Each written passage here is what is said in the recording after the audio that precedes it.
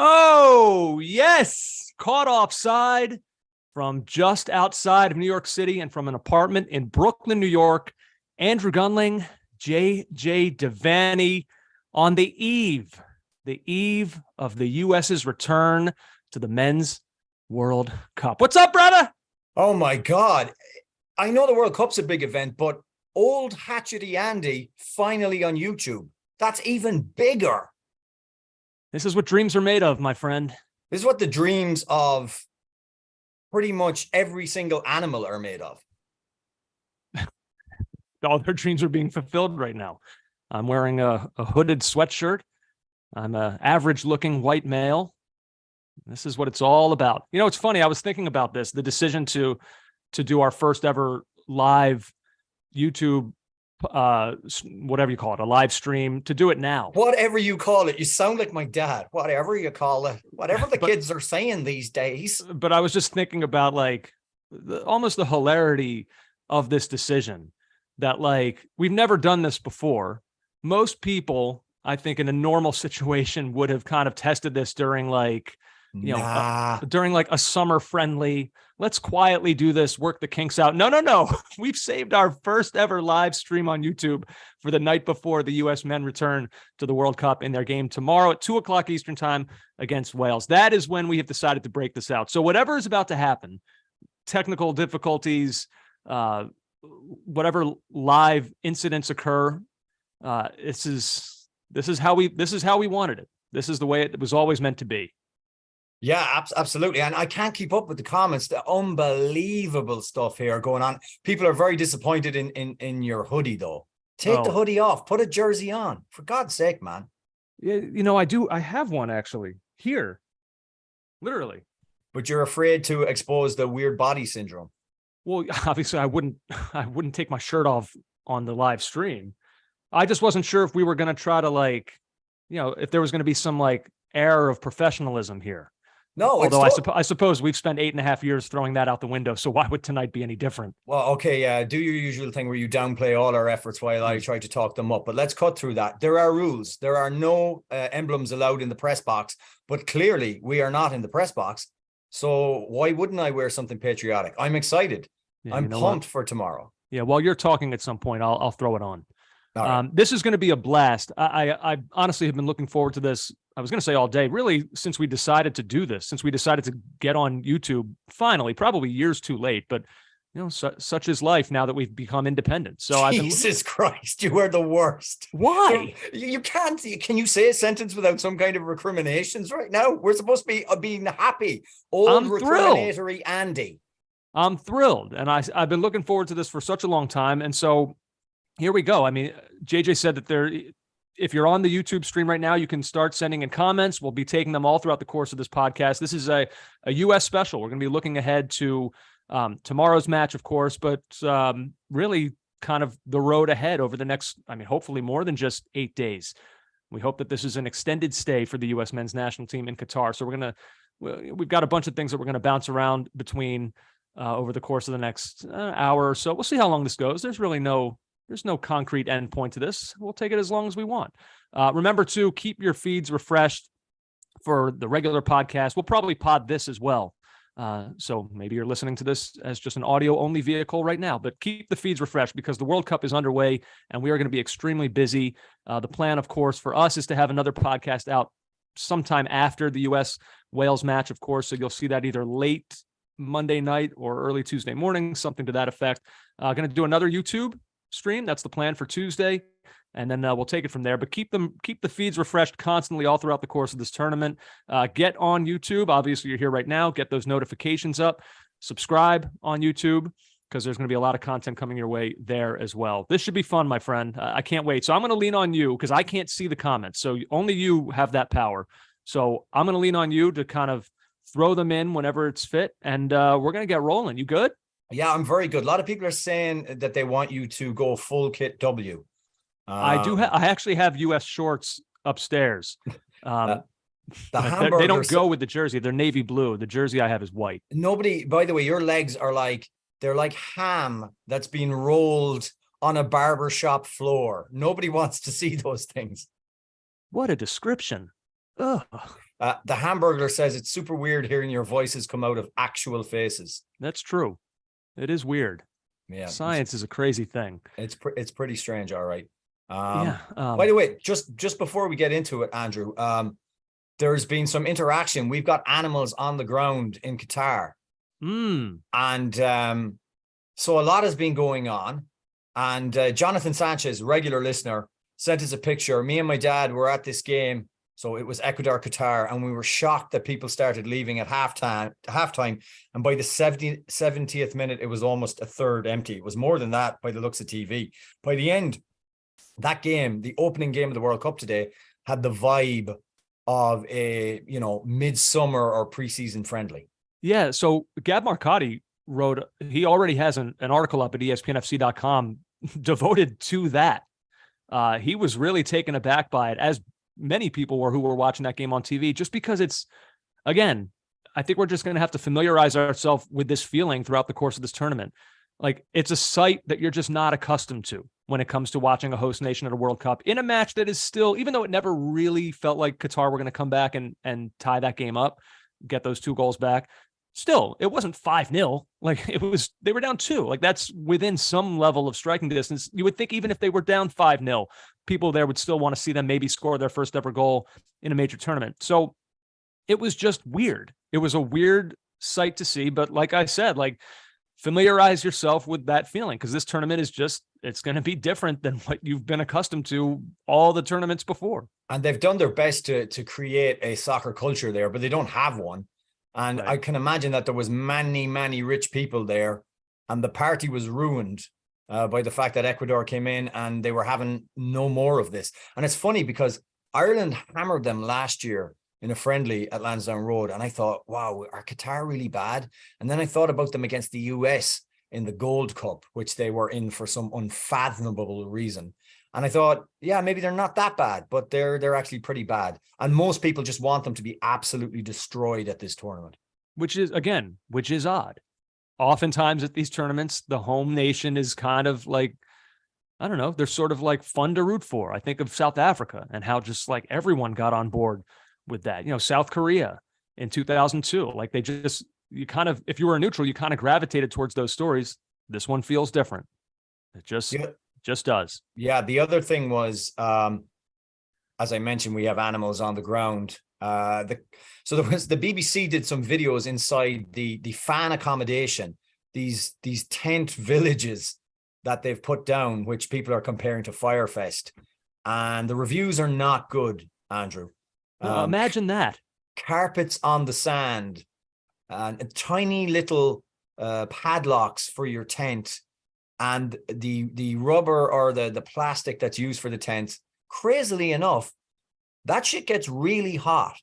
And in the beating sun of the desert, it was unbearable for some people to go inside and have a rest or a sleep inside their tent. They're £170 sterling. That's $200 a night for this accommodation. And one of the things was someone walked in and they said, "Oh, my floor's a bit bumpy." They went to the corner of the tent accommodation and they pulled up the carpet to find sand underneath. Just lay the carpet down on sand. Andrew Tucci is a listener. He's on the ground. First thing I noticed about this place is it's empty. The buildings aren't at all finished, like skyscrapers that have floors still being built. But another thing is that most people working in the city, hotels, restaurants, drivers, are all migrant workers from a different country. They are all extremely kind, though, at least in my interactions, and they speak decent English.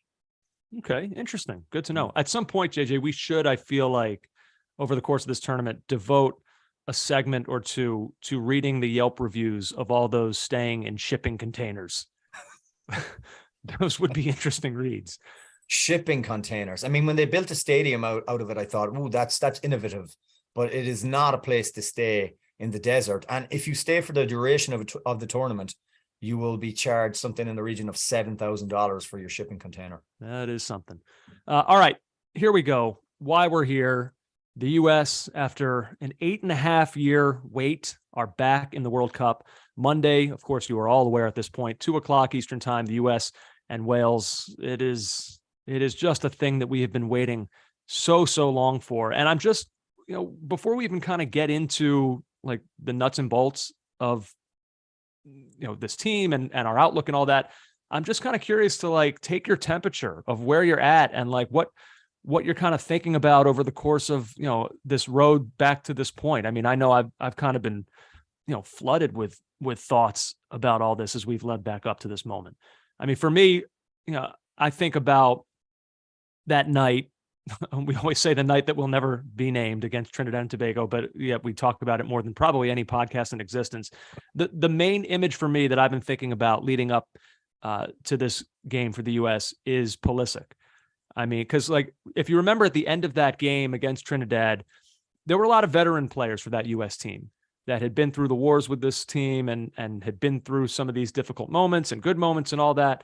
But Pulisic had not. Like that was, he was already emerging as the best player on the team, even at that young age that he was. What was he, 17 at that point?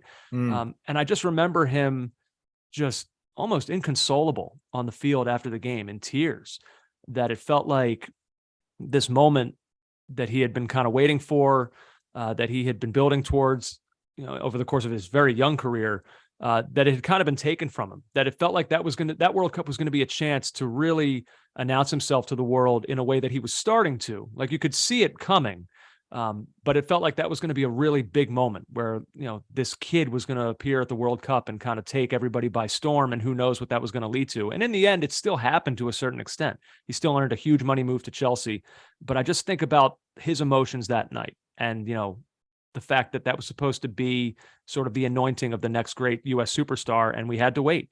But now here we are. He's back in it, and it's funny. He'll have his chance. Yeah, it's funny. I didn't think about any of that, to be perfectly honest with you. The first thing that sprang to mind over the last few years was Dave Sarakin's first game. The first game since the unpleasantness, November 14th, 2017. And I remember at the time I thought it was just so almost unfair, a weird cruelty to have friendly games after the debacle in Cuba. But the post Trinidad and Tobago era began with a 1-1 draw against Portugal in a friendly. And, you had to start somewhere. The comeback had to start somewhere. And it was fitting that Tyler Adams would start and Weston McKennie would score in that 1-1 draw. And I was looking at the team that Sarakin picked, and it was Hovarth in goal, John Brooks and Matt Miazga at centre-back, Yedlin on the right, Eric Lehigh on the left, Danny Williams in midfield. Now, wait for the rest of this team. So you have Juan Agudelo on the left-hand side of a four-man kind of midfield attack, Weston McKennie, Kellen Acosta in midfield, survivors, Tyler Adams in the side, and up front leading the line, Andrew, CJ Sapong. I mean, that's only 4 years ago. Like, yeah, the amount of things that change in such a short amount of time. It's interesting too. Like, if you think back to the last time we saw the U.S. in a World Cup, of course, that night in against Belgium, the 2-1 defeat, and only, I guess, over the course of 8 years, it's not as surprising, but just one player remains from that team, and DeAndre Yedlin, was on that roster that night and really made a name for himself that night when he came on as a sub and really shut down Eden Hazard. And now he's back on the team again. John Ellington is asking in the comments, what happened to Williams? I remember he was at Reading. I think he's playing in Cyprus now. I didn't find out whether that was Cypress Hills, Queens or just actual Cyprus. I think it's Cyprus. The animals are assembling, by the way. It's awesome to see everybody here. It's so cool. Yeah, but those were my thoughts. And the one other thought that I had was San Pedro Sula just last September. Remember how we started off with a draw in El Salvador and people were like, and then people were like, after a draw against Canada. And so we go into this game needing the win and we go 1-0 down. The first half was one of the worst first halves I've seen this team play. Yeah, but the team rallied, got back, scored 4 goals in the second half. And that kind of lanced a bit of negativity and set them on the way. Now, it was their only win away from home in qualifying, which is something that really, I mean, we have 2 wins away from home across 2 qualifying cycles in CONCACAF. That is not good. But at the same time, if we had lost that game, in San Pedro Sula last September, I mean, I can't even imagine what the mood would have been. It was bad enough that we only got 5 points. People were naive enough to think we were going to get 9 out of that run. But yeah, that for me was a turning point. So yeah, I mean, you do think about like the big moments from the course of the qualifying run, and obviously people will think about Mexico and that win in Cincinnati. But really, I mean, you're right. Like that Anthony Robinson goal early in the second half, it felt like that was a turning point moment. That it sort of like settled things down. And then you're right, the onslaught came after that for that night, and it kind of steadied the course. It still was not perfect. Like the qualifying was not smooth sailing all the way till the end. I mean, remember that they kind of backed in with that last day loss. They had done the work ahead of time where they could afford to have that happen.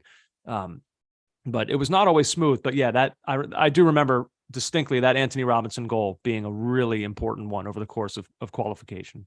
Well, it's really good to be able to go to our next part of this podcast, and it's the now. We're at a World Cup. That to me is just so exciting.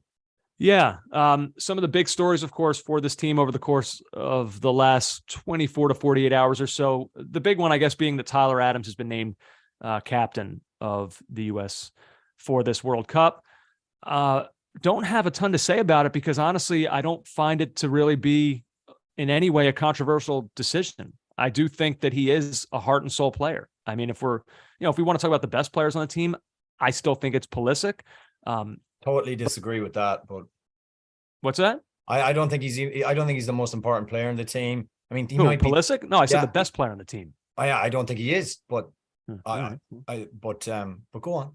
I was going to say Adams may not necessarily be what I view as the best player on the team, but he's certainly up there. But it's more than that for a guy like him. It's just this bulldog mentality. You know, we've seen it with him at Leeds United so far this season in the Premier League. Just kind of like a total fearlessness, a work rate that is pretty much unparalleled. He is. I think when you kind of list out the attributes of what it is that you envision a captain to be, he kind of checks all the boxes. So yeah, I mean, I think it's the right decision, and he's so young, so it's setting up a run where he could kind of be like the leader of this team for like truly a generation. I think he'll be captain of his club team in due course if he stays there. I think he's just a brilliant leader. I think he leads by example. And look, we get the idea of captains. Who do we think of? We think of people like Roy Keane, so hard, tough, but very good footballer in midfield. And Adams is in that kind of mold. And we think of centre backs, occasionally goalkeepers, and the odd time strikers. In fact, probably more often than we realize they're strikers. But I like the idea of a captain in centre mid. But it's not that he's a centre midfielder, he's a tough tackler. He's a guy who has charisma and character. And you can see him getting into his teammates, getting into the opposition, as we've seen for Leeds. Sure. What he does, he has zero worry or zero respect for anyone on the field. He is a leader. He is very, very good at covering ground, and leading by example is so important in that role, a role which is probably overrated in many senses.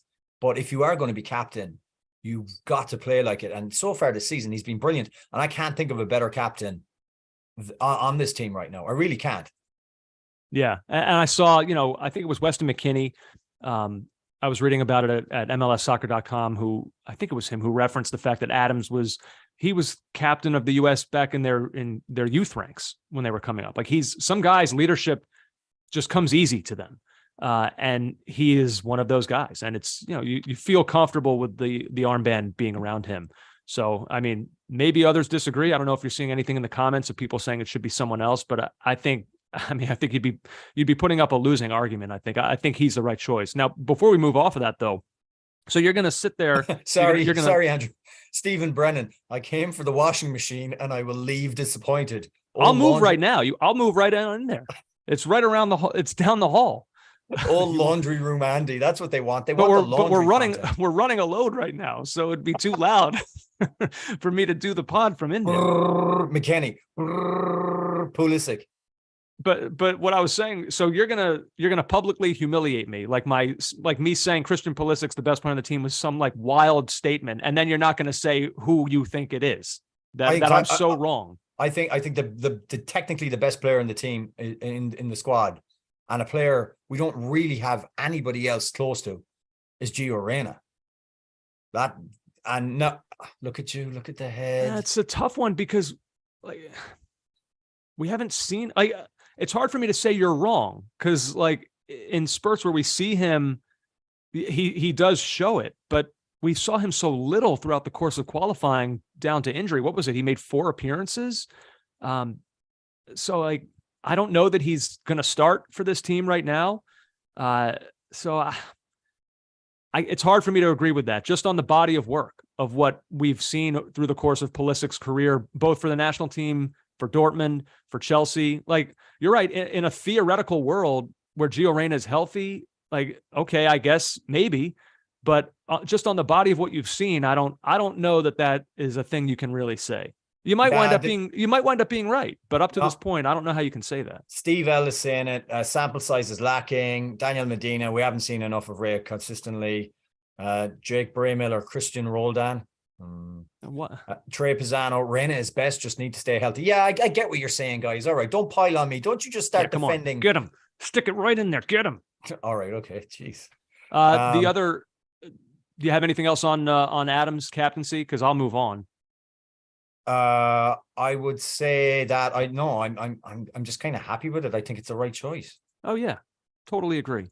And then the other thing, which I would say I'm kind of happy with as well, is that over the course of the last 24 hours or so, it appears that both Weston McKennie and Serginho Dest have been medically cleared and should be good to go should Greg Berhalter want to use them. That is good. Whether or not right out of the gate they'll be capable of giving 90 minutes, that remains to be seen, or capable of coming right out and playing the first game at all. We'll see, but it's good to know that whatever concerns there were over the course of the last few weeks regarding their health, seems like that's behind them.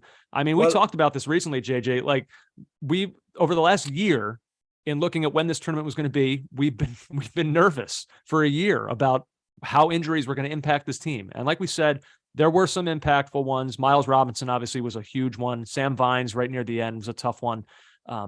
We had some close calls with De La Torre, Weston, Anthony Robinson, who's been back, but he hurt his ankle a few, month or so ago. But everybody's here for the most part. And so it's going to be a pretty representative side. And not every team in this tournament, we'll talk about France later, can even come close to saying that. So you got to feel pretty good about where we're at roster-wise. Yeah, I should just say that Grant Wall has a newsletter for the World Cup, and he had some quotes from Berhalter specifically about the injuries to McKennie and Serginho Dest, or not the injuries, but where they're at in terms of their fitness. And so Berhalter said, we're working through that. We're pretty much done, but a couple of things need to keep working on. In terms of Weston and Serginho, they've made great progress. We see them as being able to take part in the game. For how long, we have to see. But that's the beauty of having 5 substitutes. They can either come into the game or we can start them and take them out of the game when we feel that they're getting close to that threshold.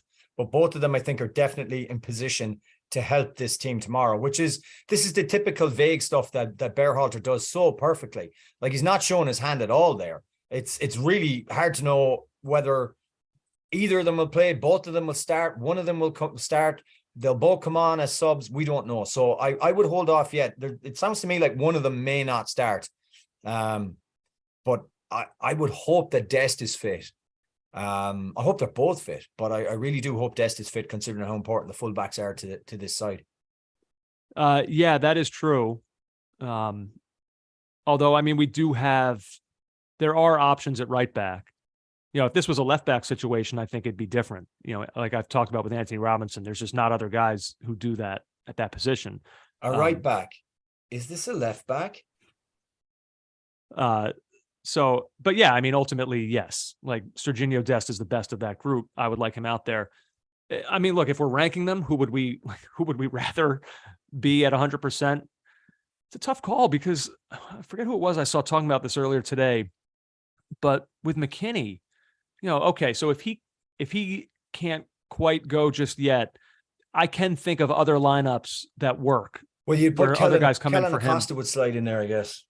Yeah, potentially. Maybe they kind of there's all this talk about are Reyna and Aronson. Is there a spot for either of them in the starting 11?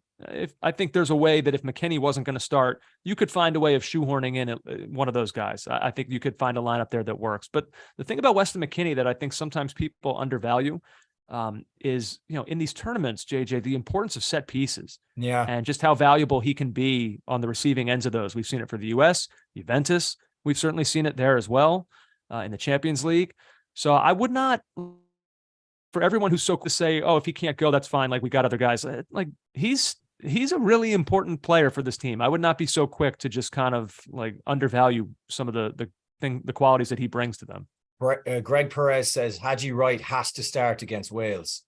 I would be shocked if that's what they do. I would be absolutely floored. I can't envision that at all. I think that should we get into it now? Like I don't know if I was going to do starting 11s here, but if people like, we can go there right now. No. We'll get there. We'll get there. I think we should do that before I talk about Wales. Because let me tell you guys, old patriotic Andy on this rundown has the word Wales, I think, twice in the rundown. It is, if we had the shocking system right now, Andrew, you'd be getting zapped. Well, don't take it to mean that I'm not afraid. I'm afraid of everything. But I just know like where my interest lies as a fan that's waited 8.5 years for this team to be back here. Like, yeah, of course I care about the opposition, but I care about us right now a whole lot more. And I want to talk about us. We'll talk about Wales. Don't worry. Like you said, I have them listed here twice. That's enough. What do you need? Well, don't worry, guys. I'll give you the rundown on Wales. Yeah, don't worry, everyone. Old George Washington over there in Westchester, Connecticut. He won't talk about it, but JJ's got it covered. He's got it covered. JJ, Christian Pulisic, I thought, had some interesting comments over the course of this week. We always wonder, like, what should the focus of these players be when they're entering a tournament like this? Because like the party line is always, what is it? It's always something to the effect of, we're just going one game at a time. Our focus is on Wales. Yeah. We're like Bill Belichick. We're on to Cincinnati. Like that's, that is what players are programmed to say. And especially in a tournament like this, where the pressure is so high and the microscope is on these players magnified by 1,000 from what it normally is, you would expect to get that line even more, which kind of made some of Christian Pulisic's comments this week a little bit more interesting to me. He was asked if the World Cup finals provided a chance to change opinions about the U.S. And he said, absolutely, that's what we're here to do. Maybe it hasn't been the top sport back in the States, and we want to change the way that the world sees American soccer. It's one of our goals. We haven't been at the level of some of these world powerhouses in recent decades, but we've had good teams with a lot of heart. We can take it to the next step. A successful World Cup would change a lot. I mean, it sounds to me like they are fully embracing the idea that they're not just playing for themselves, trying to just win games at this tournament. They're trying to change the perception that the world has of soccer in this country. And I think that's a big thing to take on their shoulders. I'm sure they all feel it, but for him to publicly say it, I thought that's interesting. And honestly, I kind of like to hear that. Yeah, but I'm curious what that means. So does that mean that, whose perception are we trying to change here? The world's. Yeah, but what is the world? Is it the perception of foreign fans online who are engaged in this culture war with US soccer fans? Is it US sports fans here in America who aren't really soccer fans, but this might draw them into it and see it as a legitimate sport and something they might want to spend their time or money on? Because it seems vague and rather broad to say, we want to change the world's opinion. It's a weird place for America to be. Certainly in my lifetime, engaging with American culture and American sports, that we've ever cared what anybody else thinks about us. But in soccer, that does seem to be the case. And honestly, for me, I think this team, if you look at where our players are playing right now, how, I know it's a basic example, but how Leeds fans have taken to Tyler Adams. We have a video on this YouTube saying that he's a cult hero already, or he's fast approaching cult hero status. Like, that's the stuff we should worry about. Why do we care about like what somebody in Cheshire thinks of our centre backs, or whether our league is a farmers league? I think we have to get over that. Now, if we go on a quarterfinal run, yeah, there's going to be people who will, definitely take notice, and the educated soccer fan will. But the other side to it is as well, there'll always be those people that will just say, oh, daft Yanks, what do they know about soccer? All the usual stuff. Like, who cares? I don't give a damn what anyone thinks about this team. I really don't. Well, I do. I can't help it. Like, it's my American brain, my American sensibilities as being a fan, like a longtime fan of this sport in this country. You can't help it. Like, you do hear the noise, you hear the disrespect, you see, like, JJ, we talked all the time about guys like when Bob Bradley took over at Swansea. It was like we became pseudo Swansea fans because we knew that the job he did there was going to be a referendum on American soccer. It just is. And the same thing could be said about Jesse Marsh. It wasn't, because 4 years later, or for 5 years later, or however long it was, a better US manager came in and managed a better club. Well, I won't say better than Bob, because that's yet to be, he's a younger manager, but another US manager got an even bigger club job with Leeds United.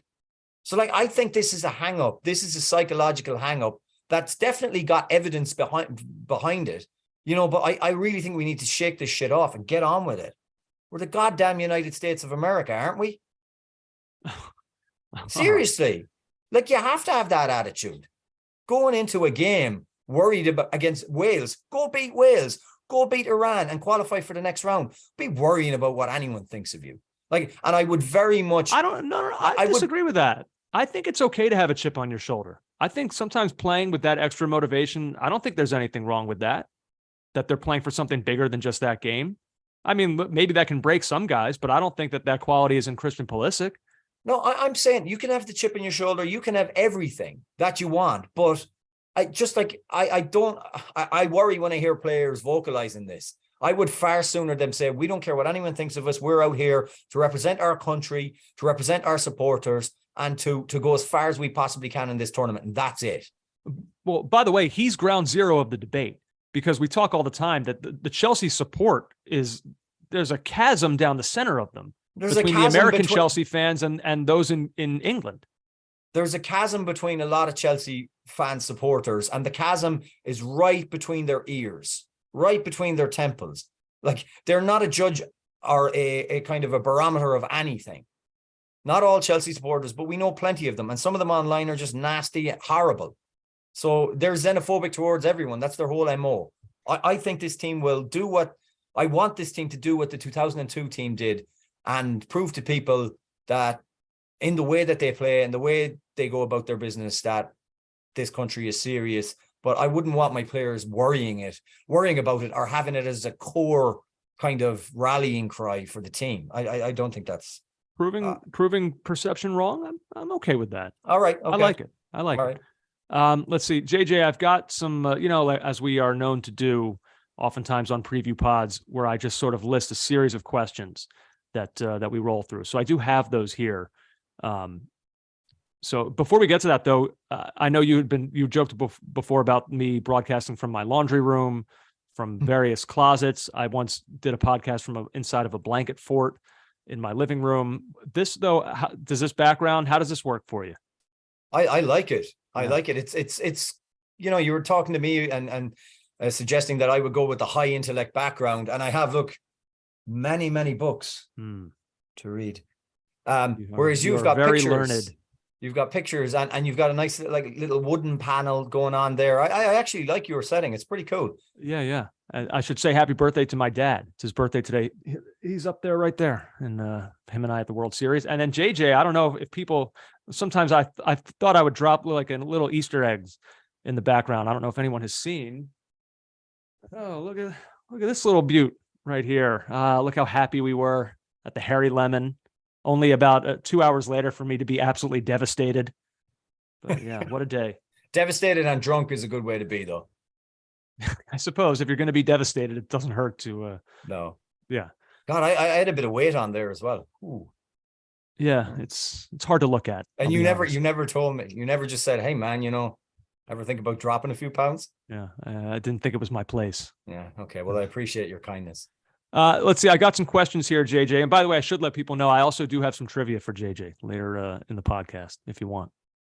The rally mullet, Top Gun Maverick theme while JJ screams USA, USA. Hey, listen, I don't mean to be, kind of, look, I'm not Alexi Lalas. I'm not going to be this bombastic kind of nationalist on television. I'm not like that. And if you listen to the podcast, I'm generally not like that. But I cannot take this kind of, we're just out here to prove everybody wrong. I can't take that. We'll go out and prove that we're a good football team. That's what it's about. We don't have to worry about everybody else, nor should we ever, when it comes to our soccer team anyway. Let's see. All right. So I have some questions here. You ready for me to roll through? Let's go. Okay. Here's your chance, JJ. You want to flex that Welsh muscle of yours. Simply put, the keys to this game. So Wales are going to line up in a something approaching a 5-2-3. So we don't know what team they're going to pick, but I'm kind of basing a lot of what I'm going to say on the side that beat Ukraine in the playoff. So the keys to the game will be when they sit deep, win the ball back, that we don't allow the speedsters, the Dan Jameses, the bursts that we can get from Gareth Bale in particular, or say if they start or he comes off the bench of Brennan Johnson. If we don't allow ourselves to be caught out by that, that's going to be really important. I think the key is if our central midfielders, because we'll play, I'd be shocked if we don't play a 4-3-3. If our center midfielders don't overwhelm, if we can overwhelm, again, if it's Ramsey and Allen in midfield.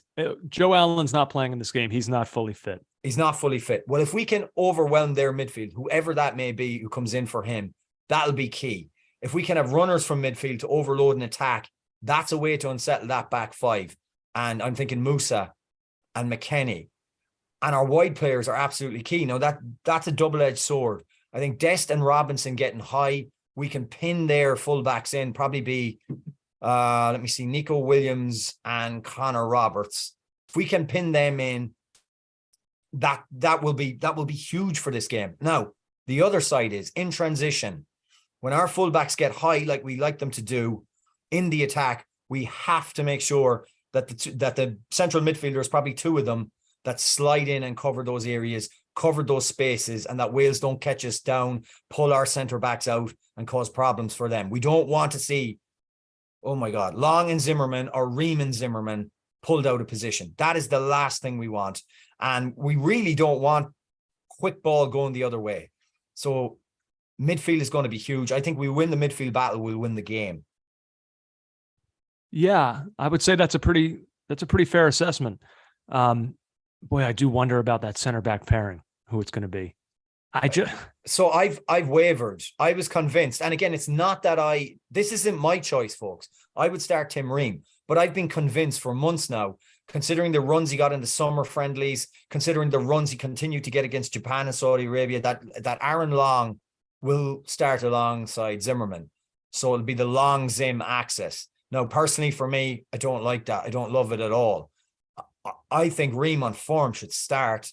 And I think he should start in this game because this game is a derby for me. You look at all the players that have knowledge of each other on both sides from either the Championship or playing in the Premier League, or in the case of the Fulham players, Anthony Robinson, Tim Ream, and then, Harry Wilson. There's a lot of knowledge in there. There's 2 derby games in this group for the US. What's super interesting about this game for me is that both sides will look at each other and say, we can definitely get 3 points off this lot. So I think both sides are going to go for it. Everyone says, well, we respect the opposition. I think there's a healthy lack of respect on both sides in the sense that they're both targeting this game as an opening game 3 points that will set them on their way. So I think it's going to be very, very open. And in that sense, with a high line, Tim Ream going in behind, honestly, all things balanced, just on form, I'd start Tim Ream. And I think, is Greg on the fence about Long now with the layoff in football that he's had, with what Ream's been consistently doing since August? Maybe he does just say, I got to go with the old head. I'll bet you a beer right now it's Tim Ream. Yeah. I think so. It just seems like... Shane Ulbricht said reports are that Ream is practicing with other known starters. Yeah. it just feels weird to me for them to bring him and not start him.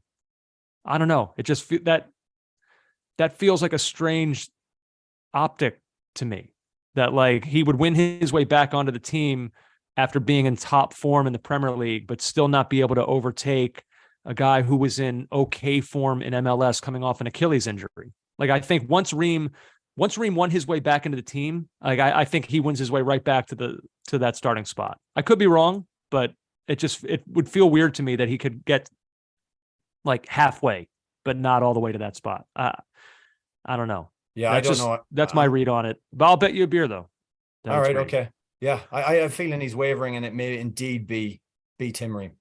By the way, you mentioned the importance of those 3 points. Paul Carr did put out a tweet, if you kind of want the statistical breakdown of just what the first game of the group stage means. In the 6 World Cups under this current format, 84% of opening match winners advanced. 59% advanced after a draw. Only 11% of opening match losers advanced. Do not lose this match. No, you can't afford to. You really can't. And like it might be a little different if this was the England game. If we opened up with England, I'd say, okay, well, maybe you could lose this one because like the thought is that Iran and Wales would be the more winnable ones. But against Wales, who you're going to be in direct competition with seemingly for that other spot, do not lose this game. Do not lose this game. It is, I mean, all eyes will be on the England game. That's the drama fixture. This might actually be the most important one of the 3. I think so too. I really do. Imagine you get a win here tomorrow, and then England, you're playing a little bit with house money, and you can get after them, and you know they're not perfect, and then you're going into the Iran game, who I know they're a better side than people give them credit for, but man, the win tomorrow just lifts everybody. It would be amazing. Yeah. All right, JJ, who's under the most intense pressure for the US? I feel like there's a lot of right answers here. I mean, for me, it's the center back positions. Whoever starts at center back it had been under the microscope since the last friendlies. The goalkeeper as well, just because he hasn't played that much lately, and he's coming back from an injury, not because he's not good, but he'll be under the microscope. He hasn't kicked a ball in a month. And I think center forward, whoever that may be, a lot of rumors about coming, even kind of leaked somewhat from the squad about Tim Weah starting down the center. I'm curious if the guys in the comments in the live chat have any comments about that. Who would they go for at center forward? Tim Weah, his pace in behind could be really, really helpful, but with the way that Wales play, sitting off, waiting, would that be just frustrating for him? Certainly not. I don't see it being Haji Wright. I mean, maybe he just sticks with Ferreira. I don't know. Well, we'll get to that because that was actually, look, you're stealing other questions. I'm heaven forfend. I thought this was just free flowing ideas zone, man. No. It's never free flowing. This whole show is scripted. People don't realize that. I'm reading off a script right now. Bryant in the live chat says Triple G is under the most pressure. I would. That's the answer. That's the answer. Okay. Like that's when I wrote the question, that's who I had in mind. Like, I mean, he's the guy who, like, let's call it like it is. Like, if they don't get out of the group stage, he probably loses his job. And it's also not an easy group to navigate. So that's real pressure. I don't know that it's entirely fair, but I think that's just the sense I get. Like we said, qualifying was not smooth sailing. If they were playing brilliantly over the course of the last year, putting up 3-4 goals, sailed through qualification, then like maybe they could not get out of this group stage and he would have built up some equity. But I mean, JJ, we thought he had built up equity with the Gold Cup win, with the Nations League win over Mexico, with just generally how well he's played over Mexico. But like, he doesn't, among fans, it doesn't seem like he has. And this, I think, for a lot of people, if they don't get out, I think it fair or not, I'm just saying, I don't know what I think yet. I'll have to see how this goes. But I think in a lot of people's minds, that'll be it for him. So that's pressure. Can you just mentally remember this, that Birdo, do Wales see themselves as favorites? Don't let me get out of this stream without answering that question. That's interesting. Answer it now. Oh, I think I think just as we look at Wales and think, yeah, we can win that, I think Wales, a lot of Wales supporters, Welsh supporters, will be fancying them to take 3 points tomorrow for sure.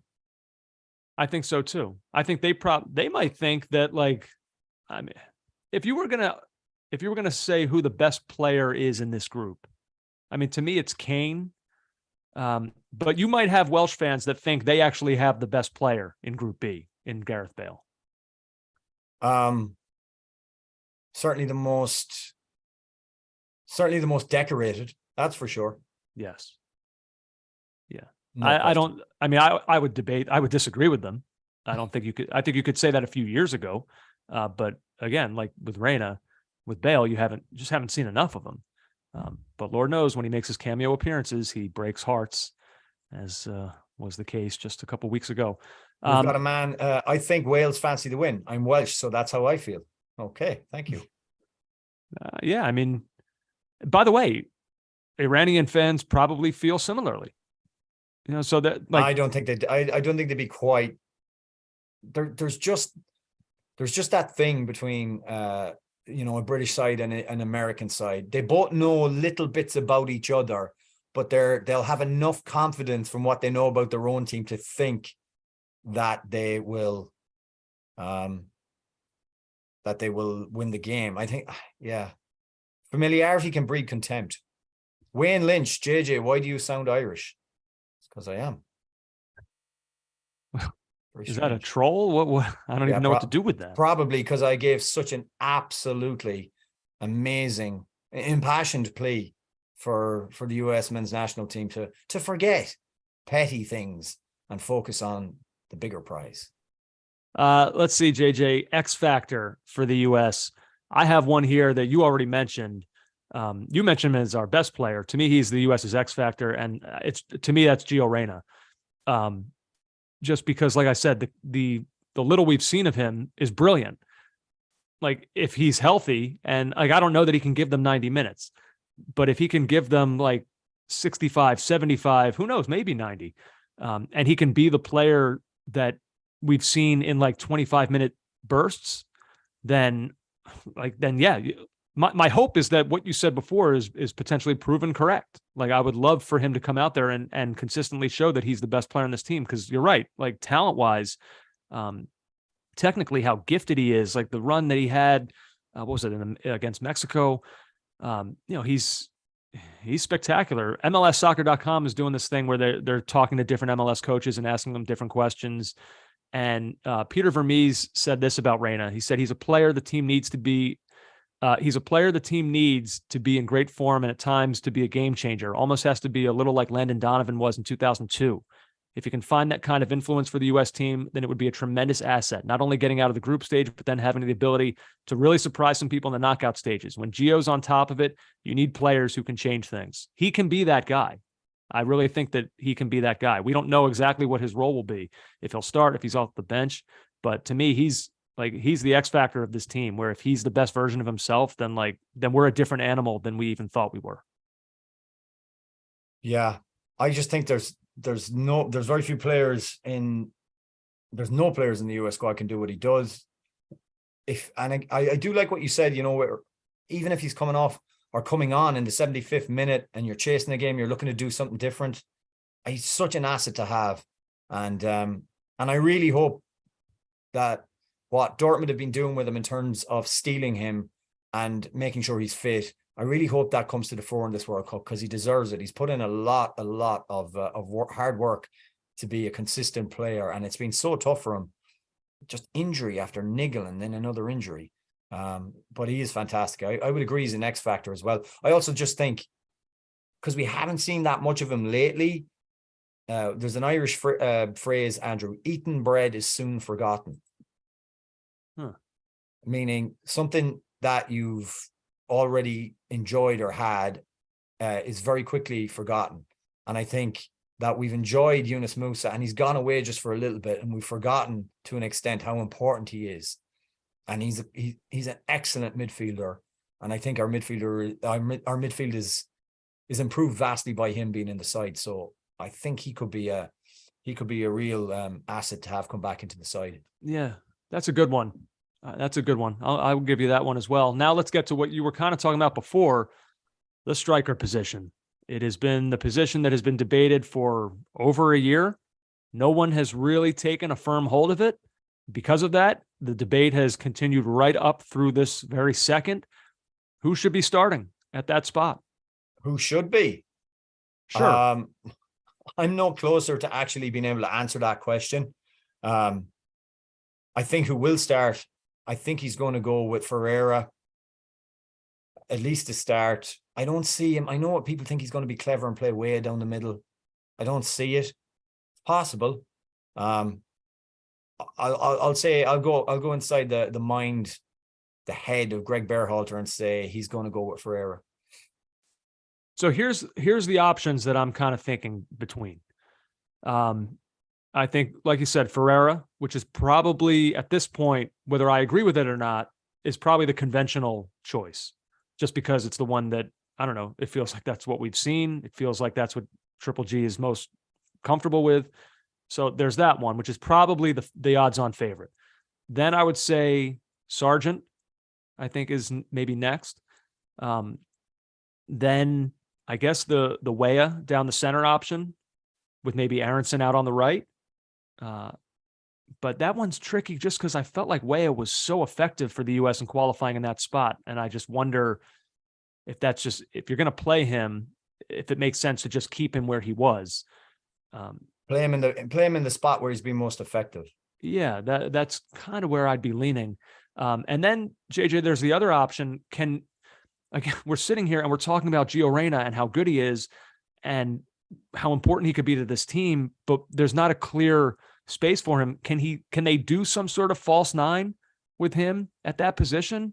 Would that be a weird thing to suddenly break out in a World Cup without having really done it much previously? Oh, wow. Yeah, I think that would be super. That would be bold. I mean, someone just put in the chat, Andrew, Zardes out of left field. That's not quite as weird, but pretty weird. Don't see it. Don't rule it out. Zardes or Reyna as a false nine? No, Zardes. Never rule it out. Yeah, I don't see it. We got one really good question that I want to get to. I know you're very, very US orientated right now, but Angel Lopez, JJ, what is the main thing that the US men's national team have to worry about versus Wales? I mean, apart from the obvious brilliant player that they have up front in Gareth Bale, who can just be anonymous in a game, and we've seen it in big games for Wales. Sorry, someone asked for that.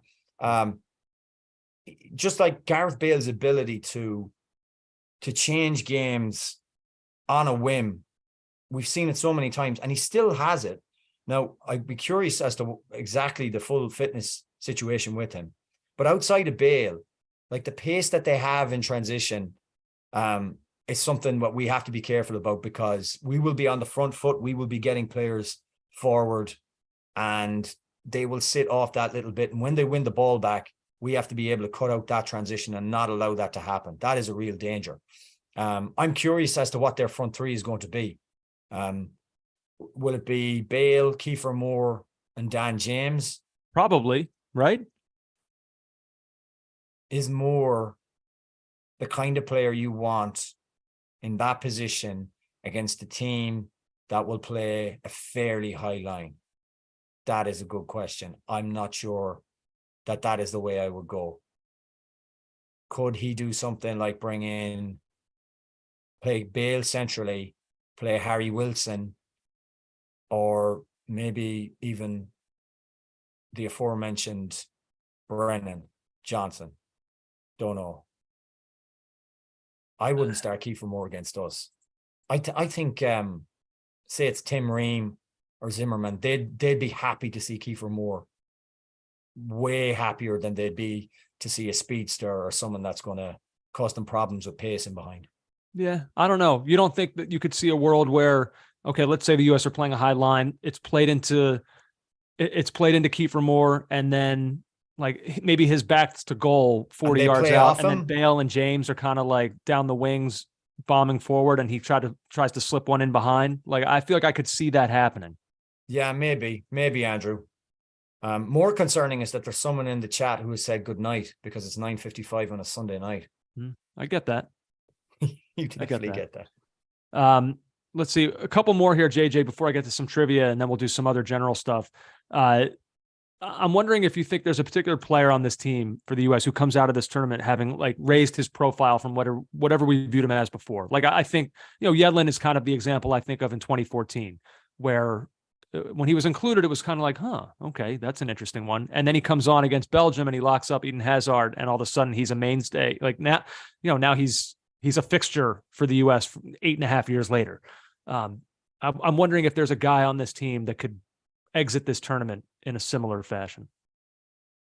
Yeah. I don't know. I mean, it's a place for, Tim Weah's had a kind of a stop-start career. He's been through quite a few clubs. A lot of top clubs haven't loved him. He's becoming more of a regular at his club now, and kind of those injuries we're hoping are behind him. And he's been very good for the US in qualifying. I wonder if this is a place where he can really showcase his talents in front of the world. And also just the fact that, people will talk about, they'll talk about his name, his famous father. This is kind of draw attention to him, and maybe he can, flourish under the pressure. Because I thought in qualifying he was excellent. I'd also say, like, Brendan Aronson has been in the consciousness of everybody for a while now. And I think he's crossed that threshold already. You think he's crossed the threshold already? I think in the minds of American fans, like, we know what he is now. Well, he's a big deal. Well, then I would say Anthony Robinson is in line. If you're telling that to me, you're talking to the wrong guy. Well, I know, but I'm telling it to people because it doesn't matter what you say. Fulham are still Premier League or not. They don't get the same amount of shine as other teams are. But we're hearing rumors about Inter Milan being interested in him again. After they tried to sign him from Wigan, was it a few years ago, or AC Milan, one of the Milan sides anyway. So, I mean, he's been quality for a while now, and maybe this is a chance for him to do it on the world stage and attract even more admirers. I don't know. It's hard. That's a tough one. You're trying to ask me to. It's a great question. It's a great question. I think Musa as well, Yunus Musa as well. I mean, yeah, Yunus Musa is going to be playing in the same group as the team that a lot of people for a long time thought he would declare for in England. Yeah. Yep. So that's true. It's a kind of a case of, here's what you could have won. And if he can really put himself about and create a bit of noise, I don't know. Yeah. I mean, there's a couple answers that I think of. I think Weah, that you said before, is a really good one. Only because, like, you're right. He was so important in qualifying for the US. His directness, like, he was the one guy who seemed to consistently offer that. And yet, why is it when you talk to American fans about this team, they'll rattle off chapter and verse Pulisic, McKinney, Reyna, Aronson, and Weah just generally seems to be the forgotten guy. If he does in qualifying what he did there now in a World Cup, I think he'll change that. And then, another one that I think of for this team, I mean, we've said it so many times that goalkeeper has never been a position of uncertainty for the U.S. You go back to Tony Meola, like, as long as I can really remember as an American soccer fan, it's just like, if nothing else, you always had that. And this time around, we didn't necessarily feel that way. We might have been wrong. Like, Zach Steffen didn't make the team. So, like, this idea in our heads of Turner versus Steffen, like, clearly Turner is the number one. And, maybe he was for longer than we realized. But even still, we're coming into this tournament where it's like, he doesn't start for Arsenal. We think he's good, but, like, it's hard to know exactly because his experience on a European level is so limited. I would love to come out of this tournament feeling fully validated in how we've felt about him, and exit this tournament thinking that, okay, we have our number one. Like, the debate is over. We can move forward and, like, not worry about that for the next cycle or whatever. I would like to come out of this feeling secured in that. I feel pretty secure about him. I just worry about the month he's not been playing, which has been through no fault of his own. Just a terrible, terrible time to pick up a groin injury. You know what's going to be a big one for me, Andrew? That first kick out off the ground. That's going to be when he places that ball down, or the first time he whacks one off the ground, tries to ping a pass out or tries to drive it long. That's the one where you're like, oh God. Not that I don't trust Ethan as the backup, but that'll make me nervous. Yeah, that pitch, right? You don't want to see that foot slide at all, right, JJ? Well, we've had right back to the very top of the live chat. We had people asking me about a grass review so far. Yeah, let's really go in deep on this. No, let's not. But so far, so good. Although someone said, what about the in-stadium air conditioning? How could that affect the grass? And I do think that could be a drying out factor, creating something I call sticky grass. Are you going to explain that? Well, dry grass is sticky grass, simple as that. And the ball doesn't move as well. So it slows down the pace of the game. Teams that like to attack with fluidity, which is most sides these days, they're going to struggle. Teams like Spain. And you want the ball to move and zip along. And there's a danger that when it's watered before the game, that any of that water, or a lot more of that water, that surface water, will get taken away from whatever kind of in-stadium air conditioning systems apparatus they have. Interesting. You may be talking out of your A right now, though. No, I know the effects of dry grass, Andrew. Don't you dare contradict me on it. No. I'm not talking about the effects of dry grass. The effect that an air conditioning of an indoor stadium that it might create dry grass. I don't think you actually know what you're talking about. Oh, That's just me. I think dry conditions can, Andrew. And if you've ever tried to play soccer on the outfield of a baseball pitch, then you'll realize that sticky grass is a concern for all Americans. And I got called Old Sticky Grass JJ, which is just great. So as Steve L says, the WAP segment with JJ, which is wet ass pitches. Nice. By the way, there was a great thread on Reddit the other day about all the different types of old Andy. Old hatchet Andy, old bougie Andy, old patriotic Andy. Just amazing. So cool. Of all of them, Hatchet Andy is probably my favorite. What a feeling that was.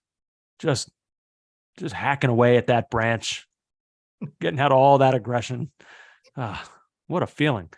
Last one here, JJ, for the question section of the preview pod.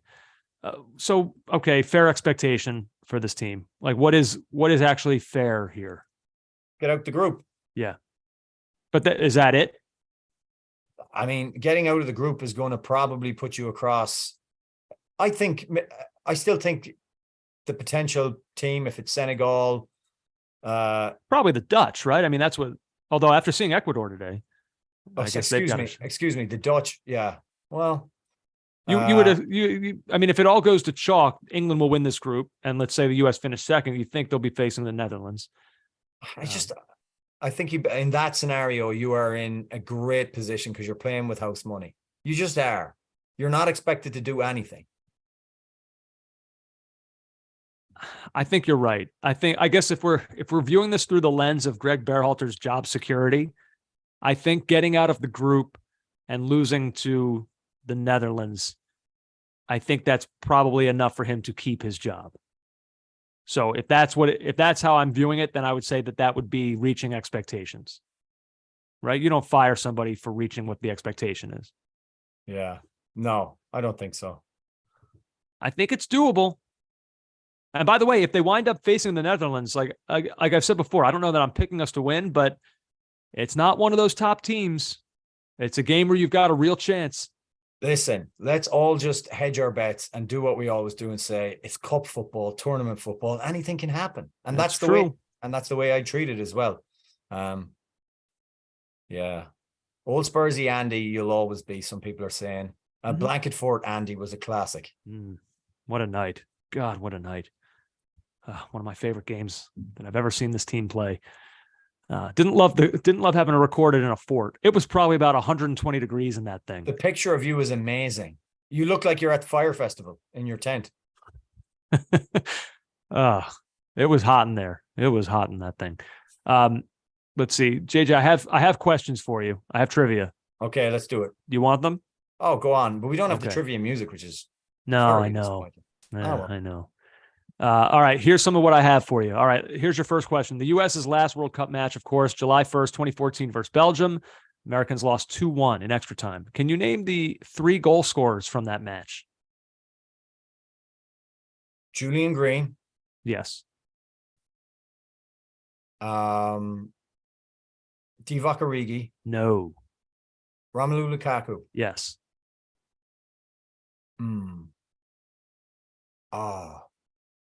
Can't think of the other one. Kevin De Bruyne. Kevin De Bruyne. Okay. Kevin De Bruyne. All right. Did we watch that? I know I watched that one in the conference room at my office. Were you with me for that? Did we do that together? Did we watch that together? We watched an awful lot of football in 2014 together. Yeah. And it was weird because our relationship was just growing.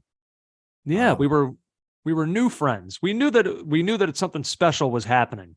We did. That, early in a new relationship. You had great concern for me as your frustration grew with that. I couldn't turn on the conference TV.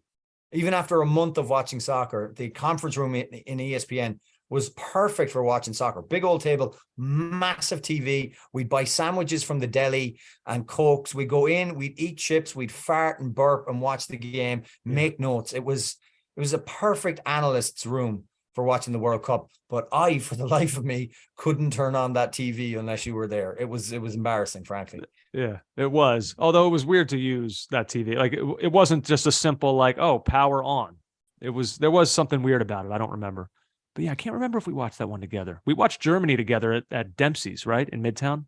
Yeah, we did. And we went out into the street and we celebrated like we won the game, even though we clearly not won the game. No, that was respectable, but no, we didn't win. But we advanced, and that's what it was all about. All right, next question. All right, sort of a follow-up to that one.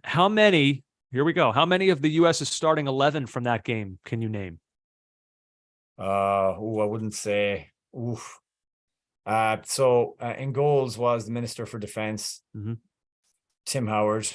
And then the centre backs were John Brooks and DeAndre. He did not start that night. He didn't? No. Jurgen was on one. I have to go. I can't remember now. I should have looked. I don't know if that was down to some kind. Was that like a yellow card situation? It does seem strange. Who were the starting center backs? Tell me, because I can't remember. It was Matt Beasler and Omar Gonzalez. Beasler and Gonzalez. Yeah, here I'll just go through it with you, unless you want to try to keep going. Yeah, no, go on. All right, so from front to back, I guess it was Dempsey. Obviously, I mean, how you didn't start with that one, I don't know. Bedoya, Fabian Johnson, Michael Bradley, Zeus Dog, Jermaine Jones, DeMarcus Beasley was there. Matt Beasler, Omar Gonzalez, Jeff Cameron, and Tim Howard. I'll tell you what, man, I think back to that team and like the one name that stands out of just kind of like, boy, what happened there? I thought Fabian Johnson was really good. Like what happened there? You were in love with Fabian Johnson.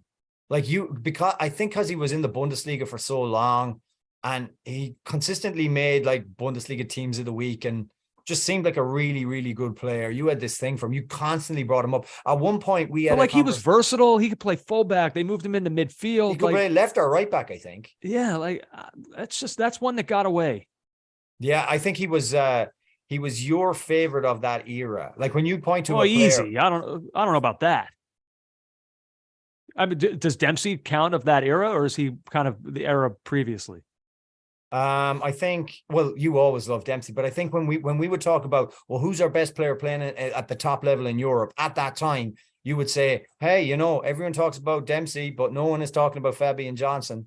That was your regular refrain. Yeah. What happened there? That's a strange one. By the way, just if you want to compare squads, so the breakdown of guys in Europe on that team compared to guys playing in Europe on this team. So in 2014, again, that was just a 23-man squad. So the U.S. had 12 players playing in Europe, 11 not. So 52% of the team was playing in European leagues. And this one, 17 of 26. So that's 65%. So you have seen, from then to now, you have seen a little bit more of a movement of the U.S. drawing from players who are playing abroad. JJ, which member of this team, this current U.S. team, has the most caps? Is it Yedlin? Yeah, with 75. Wow. You know who's next on that list? I would say it's surprising. but possibly it's not Ream. Oh, here we go with the it's nots. It's Kellen Acosta. That's right. That's right. Very good. Yeah, you Second like that. most capped player in the team. Yeah. Listen, he's been a go-to guy for a long time. A long time. Yeah. He's and especially the last few years, he's got a real run in it. I got a couple more here. Couple more. Okay. Let's see. Okay, 5 members of this team did not appear in qualifying. Can you name them? 5 players did not appear in qualifying. Haji Wright. Joe Scally. Christian Roldan. No. Haji Wright, Joe Scally. Think goalkeeper. Oh, Sean Johnson. And Ethan Horvath. Yeah. One more. Ooh, buddy. Go on, tell me. Also the first Scottish player to play for the US in a World Cup. Cameron Carter-Vickers. Oh, Cameron Carter-Vickers. Yeah. Yeah. I mean, he barely got a run in friendlies, never mind the qualifying. So yeah. Can you name every goal scorer for the US from the 2014 World Cup? Every goal scorer. John Brooks, Mhm. Clint Dempsey,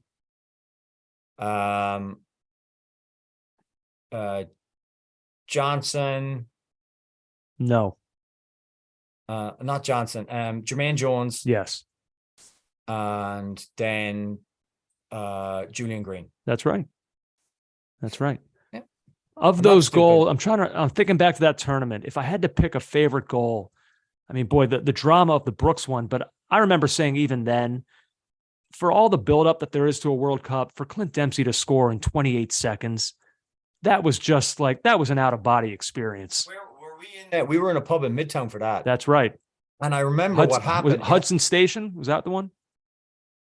No, I think that's where I was. No, you and I were at separate pubs, and then we met up afterwards. I was in Dempsey's. Okay. And people hadn't even settled in yet. No, but it was so weird because you're right. No one had settled in because no one was quite sure what was happening. So after the ball enters the net, there was this silence, like this 1, 2, 3, and then whoa, absolute unbelievable bedlam. Yeah. And there was a supporting pillar in Dempsey's at the time for the roof above. So there's floors on Jack Dempsey's in Midtown, and the second floor was full. And you could see the roof shaking. And the only time that usually happens is when Celtic score in the Old Firm derby. But it was scary. I was like, is this thing going to come down on me? Well, I was there for the Donovan goal against Algeria on the top floor. Oof. It was unbelievable. It was also like that. Is that the end of trivia? Because there's a few things we should get to before we get out. Last one. Oh, good Lord. We started the show talking about Tyler Adams being named captain. Do you know which American has captained the side the most? The current side, all sides. No, in the history of U.S. soccer, who has been the captain the most times for the most games? Tony Meola. No, Carlos Bocanegra. 64 times he was captain. Carlos Bocanegra. Wow. Yeah. How about that? Yeah. How about that? So there you go. There's your U.S. soccer trivia as we lead up to this World Cup. Thanks. I think I did okay. Yeah.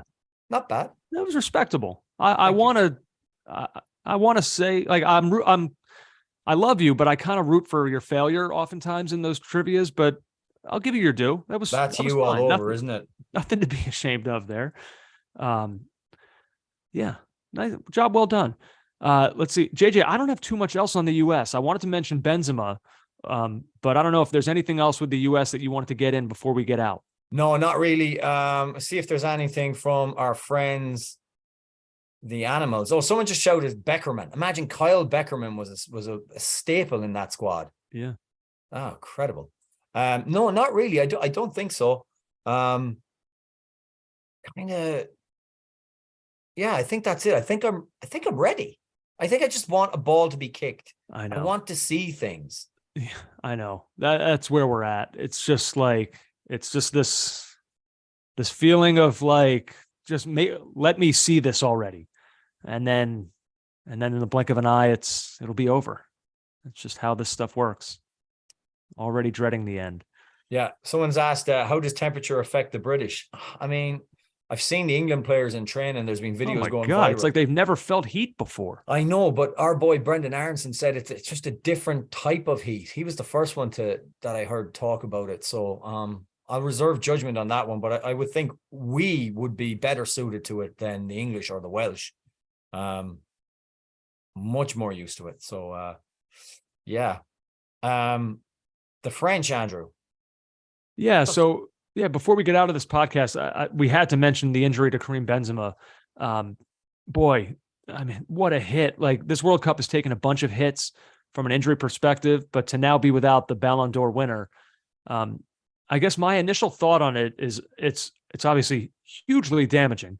But like, what does it say about that team that they could be coming into this World Cup without Benzema, N'Golo Kante, Kimpembe, Christopher Nkunku, who just got hurt last week, and Paul Pogba? And yet I still think they're one of the favorites. Like, how incredible of a team do you have to be where you could be without 5 key players, 4 of whom are probably starters, right? And you could still be considered one of the favorites. That's, maybe I'm wrong in reading it that way, but like that's kind of how I looked at it. And I just, like, you just got to kind of be in awe of how good they are. But having said that, this will test just how good they are. Yeah, it certainly will. It's such a shame, but I did say it, was it a week ago or 2 weeks ago? The worst possible scenario to be just kind of going into this game, into the World Cup with a striker that's kind of struggling with his fitness, and a striker that's in his early 30s. That's just not what you want. Peter Vagnoni, how are you all not going to do predictions? Wait, Peter. Wait until the end. Hold on. Wow, unbelievable. We'll give you predictions and scores at the end once we finish talking about a couple of other things, guys. Just settle. And thank you all for turning out. Great fun tonight. Yeah, I want to see Benzema because, the next time round he's going to be a heck of a lot older. It's 4 years, some people say. So I don't know. Well, 3.5. Yeah, that's true. But we're getting we're missing peak Benzema at a World Cup, and considering how he was exiled from the 2018 team, this does have more of a hint of sadness about it. That's the part of it that's a killer. Now, you're right. Like, there is a hint. I guess there is a hint of sadness. That's a fair point. However, it's not like he missed. It's not like his exile was because, like, he wasn't missing these tournaments because he was injured. Like, it was kind of like he did a bad thing. It was a serious character defect arising from an investigation that was ongoing into something pretty tawdry. Yes. Right. Correct. So, like, on the sympathy scale, I guess it rates maybe a little bit on the lower end. But look, he did the things that he needed to do to work his way back into the good graces of this team. And now, when he's at his absolute peak as a player, just been named Ballon d'Or winner, best player on a Champions League winning side, and like, now he's geared up for a World Cup, and to have it taken from him through injury just days before, it is for him, and selfishly as a fan. Like, World Cups, I want to see the best players, and we've been robbed of a group of them, and that's super unfortunate. Sure is.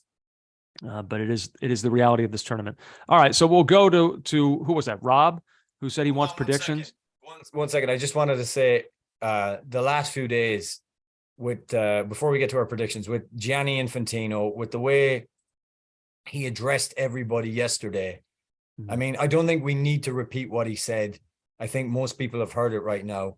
The whataboutery, the absolute, I mean, it was just a disgraceful, despicable speech. And then to see him sat today beside Mohammed bin Salman, the head of the Saudi Arabian royal family and the owner of Newcastle United, just disgusting. And the suggestions and allusions he made in that speech goes to show that really FIFA, there was a certain amount of reform happened. But as David Kahn, the Guardian journalist, said in the FIFA documentary, that FIFA may have largely gotten rid of the large scale corruption that went on with the money changing hands with Chuck Blazer and Warner and everybody. That may have been eradicated to a large extent.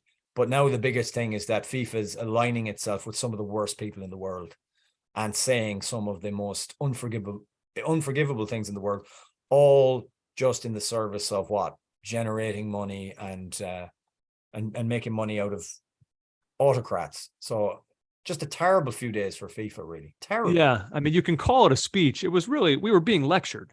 We were being lectured to. And look, I'm not above having my mind changed on an opinion, like the way I feel about a certain thing. Like I can be moved off of a stance. Maybe that's good, maybe that's bad, but that's how I am. This was not one where that happened. Like he lectured us and tried to raise points as to why we're all hypocrites for feeling the way we're feeling. And then his speech ended, and it did not move me in the way that I think it did. When he was saying that speech, I feel like with his dramatic pauses, with the things he was saying, I felt like there was like inspirational music happening in his head as he was doing it. I was not hearing that. He wanted everyone music. to go, Andrew. He wanted everyone to go, well, gee, yeah. I never thought about it that way. And it just wasn't happening. Yeah. And look, speaking to some of what he said, like on our podcast the other night, we acknowledged that like there are other host nations for this tournament that are also flawed.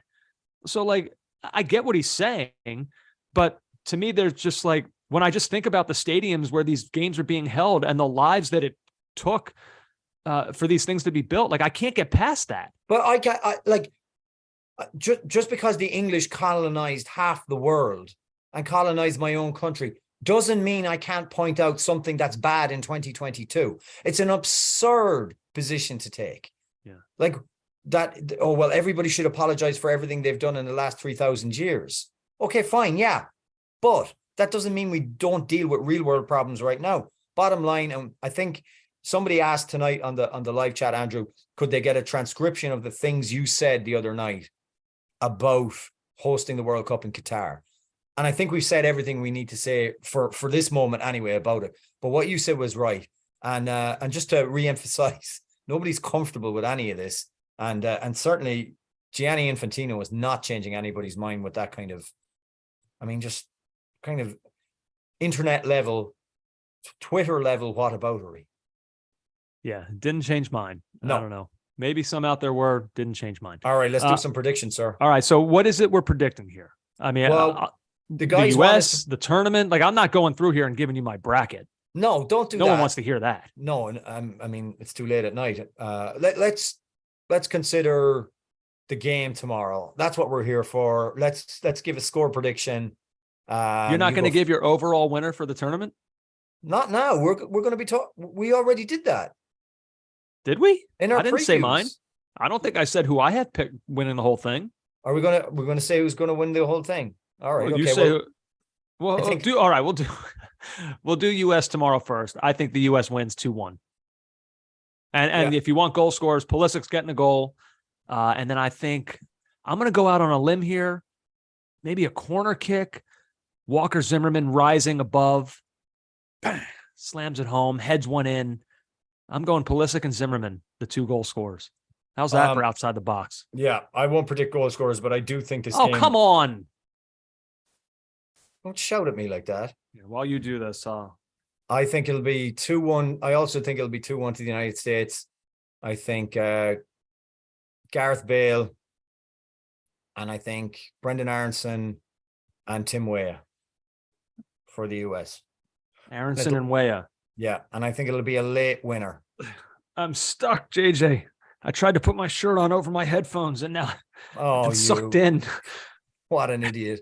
I mean, you're just accentuating the weird body syndrome by putting that on over a hoodie. Good Lord. Yeah, I know. It's the headphones that made it difficult. Let's get it on. Even more lumpy Andy.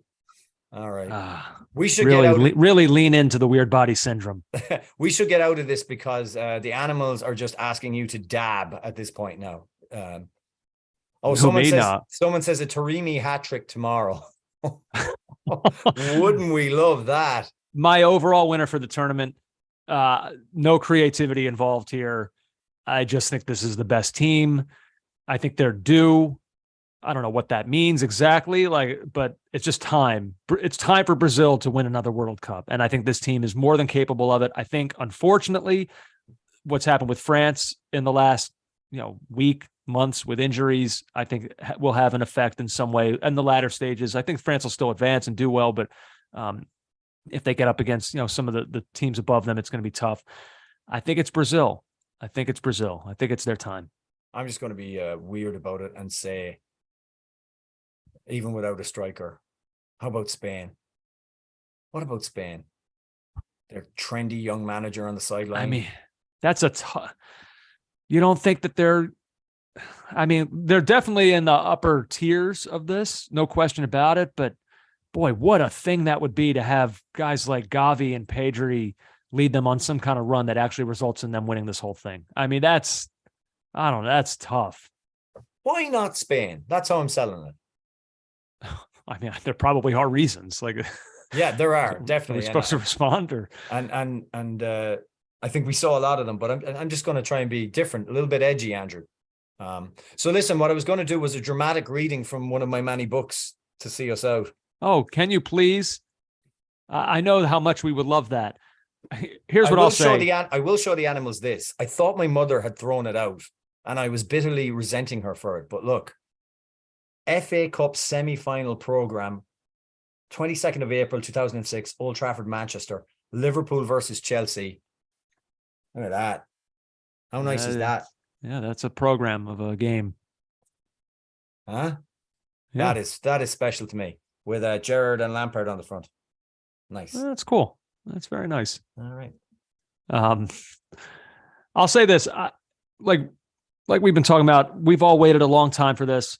Have fun. Everyone have fun with this. If you're going to a bar, just enjoy the whole day. Try to, I know a lot of people are going to be at work when this is going on. Try to carve out the time, take a long lunch. 8.5 years is a long time to wait for a thing that we care deeply about. So enjoy the hell out of it. Send us your photos at CO Soccer Pod. We want to see all of, where you're at watching the game. Send us videos of your reactions, all of that stuff. We'll, of course, have a podcast out tomorrow night, or depending on when you're listening to this. Well, you're listening live, right? Actually. So yeah, tomorrow night, talking about US and England, or US and Wales, looking ahead to US and England. But I hope everyone has fun. This was fun. I enjoyed this quite a bit, getting to interact with you guys. I hope that we're able to do this even more. That's the plan moving forward. Definitely. We need to upgrade our tech a bit, but we will. So, JJ, I'll be honest. This is, like I said, if we had done some trial run of this back when nobody was around to see it or anything like that, I would know what to do now. I don't know how this ends. I mean, I'll say the things I normally say, but then what? Do we just kind of sit here and stare? Yeah. No, I will end the stream. So all you got to do is do your usual thing. Well, hey, everyone, have fun. I mean it. This is a great day coming up for the U.S. tomorrow. It's going to be a great time at the start of what should hopefully be a great month of soccer. JJ, to you, I say... Check you later, fun boys. 2-1 See you later, USA. man. Take care, buddy.